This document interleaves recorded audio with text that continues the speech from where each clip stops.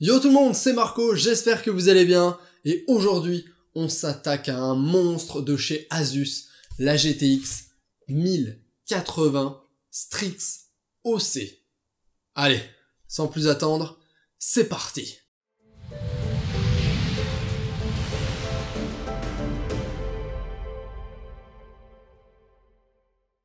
Et comme d'habitude, on va commencer par le contenu du paquet. Vous allez retrouver les principales informations à l'arrière de la boîte, DirectCU3, RGB Aura, GPU Tweak, etc.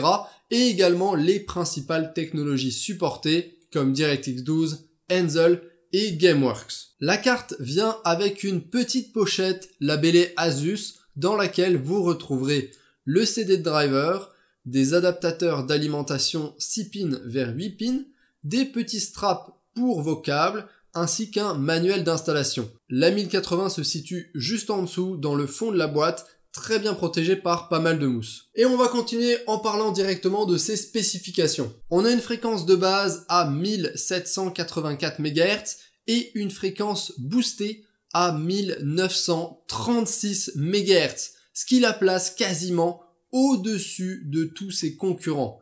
Au niveau de la mémoire, la 1080 embarque 8 Go de GDDR5X, cadencé à 10 GHz. L'interface mémoire est quant à elle en 256 bits et la carte dispose de 2560 CUDA core. Et ce petit concentré de puissance sera vôtre pour la modique somme de 880 €, ce qui la place environ 90 € plus cher que les Founders Edition, mais 80 € moins cher que la MSI Gaming Z ou la Gigabyte Extreme Gaming Watercooled qui ont des fréquences similaires. D'un point de vue des dimensions, la carte est clairement un mastodonte avec 298 mm de long pour 134 de large et 40 mm d'épaisseur. Elle équipera bien évidemment 2 slots PCI et va venir se brancher en PCI Express 3.0 comme d'habitude. Asus a équipé la carte de son excellent système de refroidissement DirectCU3 en le modifiant légèrement, notamment pour l'éclairage RGB. Le chipset est en contact avec 5 caléoducs, 3 en contact direct et 2 en contact indirect, qui vont ensuite venir répartir la chaleur dans 2 radiateurs très larges composés comme souvent d'ailettes en aluminium. L'ensemble est refroidi par 3 ventilateurs de 90 mm et propose un mode fanless si le GPU est au repos. Donc ça permet d'avoir une carte qui est totalement inaudible lorsque vous faites par exemple de la bureautique ou du multimédia. Les 3 ventilateurs se déclenchent aux alentours des 55-56 degrés, mais cette valeur peut être réglable et modifiable via le logiciel GPU Tweak dont on parlera tout à l'heure. En mode automatique pour les ventilateurs, au repos la carte tourne aux alentours des 33-34 degrés, ce qui fait que c'est quand même assez bas. Et en pleine charge, la carte monte à 66-67 degrés, ce qui est vraiment pas très haut. On a un système de refroidissement qui est très efficace. Et si on veut que la carte soit encore un petit peu mieux refroidie, on peut désactiver le mode automatique et créer nos propres profils de vitesse pour les ventilateurs. Par exemple, en faisant toujours tourner les ventilateurs à 75% de leur vitesse max, on obtient des températures au repos de 29 degrés et en pleine charge de 56 degrés, ce qui est vraiment excellent. D'un point de vue de l'alimentation, cette carte Asus a besoin de 2 connecteurs, un 8 pins et un 6 pins, ce qui l'amène à un TDP de 300 watts, ce qui est assez énorme quand on compare aux 180 watts des cartes Founders Edition. Ça permet d'envisager de très bonnes possibilités d'overclocking, surtout quand on prend en considération les étages d'alimentation supplémentaires au niveau de la VRAM et du GPU. En attendant, une des meilleures nouveautés de cette carte, et là où elle se démarque par rapport à ses concurrents, c'est par l'ajout de 2 prises PWM pour ventilateur qui sont cachées au bout de la carte, juste sur le radiateur. Et ainsi, vous pouvez venir brancher 2 ventilateurs de votre boîtier, donc des systèmes fans, sur ces prises et les contrôler intelligemment de pair avec les ventilateurs de la carte, ce qui est clairement un ajout très intéressant. À l'arrière de la carte, vous allez retrouver une backplate noire qui est assez classe, qui va venir bien protéger l'intégralité du PCB. D'un point de vue connectique, elle va disposer de 2 sorties DVI-D, de 2 HDMI 2.0 et de 2 DisplayPort 1.4, donc là encore une fois on est très bien fourni. Dernière petite chose, on va parler du design, et là clairement la carte est très belle, avec un look extrêmement agressif. Ça va pas plaire à tout le monde, je m'en doute, mais moi personnellement, j'adore. Asus offre évidemment un éclairage RGB sur la carte, certaines lignes de l'armature s'éclairent, ainsi que les différents logos à l'arrière et sur le côté de la carte, donc tout ce qui est Republic of Gamers, etc. Le rétroéclairage est entièrement contrôlable via le logiciel Aura, fourni par Asus, et là vous avez le choix entre différents effets, comme respiration, statique, cycle de couleur, vous pouvez lier la température de votre GPU à la couleur du rétroéclairage, etc.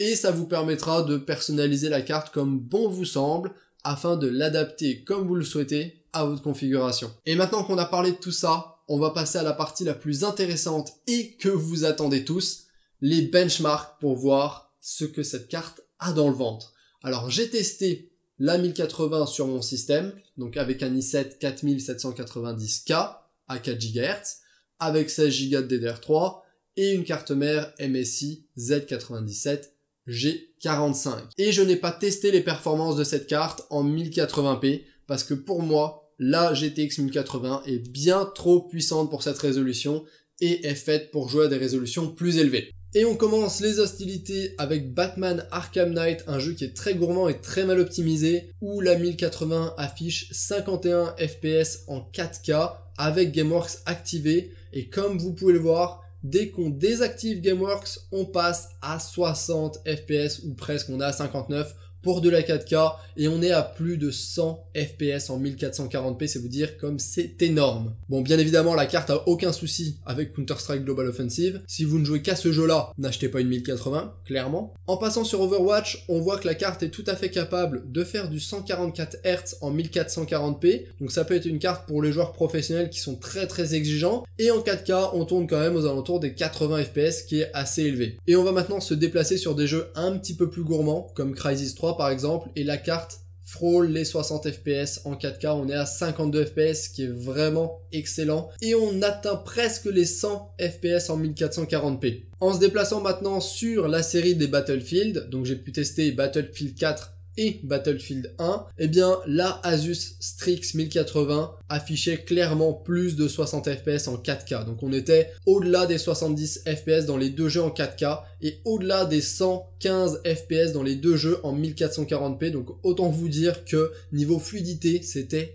excellent et aux petits oignons. Et pour finir avec les deux jeux les plus gourmands qui étaient Rise of the Tomb Raider et The Witcher 3, on était juste en dessous des 60 FPS en 4K et aux alentours des 80 FPS en 1440p, ce qui reste très bon considérant la puissance graphique demandée par les deux jeux et que par exemple sur The Witcher 3, Airworks était activé. Donc en désactivant Airworks, comme vous pouvez le voir, on gagne encore quelques FPS. On passe de 50 à 65, donc on gagne quand même 15 FPS, ce qui n'est pas du tout négligeable. Et maintenant, si on compare ça aux différentes cartes graphiques que j'ai pu tester, la 1080 va être environ 25% plus puissante que la GTX 1070, que ce soit en 4K ou en 1440p. Elle va être environ 45% plus puissante qu'un SLI 970 en 1440p et 72% plus puissante en 4K. Mais par contre, elle va être 1,8 fois plus puissante que la 970 toute seule en 1440p et 2,3 fois plus puissante quand on passe en 4K. Donc là, clairement, on voit la limitation des 4 Go de la VRAM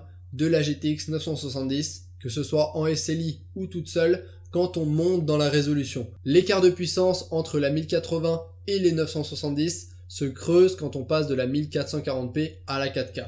J'ai ensuite essayé de pousser un petit peu plus cette Asus GTX 1080 en l'overclockant manuellement. Et là, j'ai réussi à obtenir un truc stable avec un offset pour la mémoire de 502 MHz, donc ce qui la faisait passer à 10 512 MHz, et un offset pour la fréquence du GPU de 68 MHz, ce qui faisait que la carte tournait à 2114 MHz sur Uni-Engine Even. Et du coup, avec ce petit boost en fréquence, j'ai réussi à gagner environ 6,3% de performance en plus sur le benchmark Uni-Engine, comme vous pouvez le voir. Et à peu près la même chose pour les performances in-game, j'ai pu augmenter de 6% à 8% le nombre d'FPS sur différents jeux comme The Witcher 3, Rise of the Tomb Raider ou Crysis 3. Clairement, les résultats de la carte sont pour moi assez époustouflants, je trouve qu'elle est extrêmement puissante, extrêmement performante, et d'un point de vue overclocking, j'étais assez étonné de l'avoir tournée à plus de 2100 MHz en étant totalement stable et sans monter très haut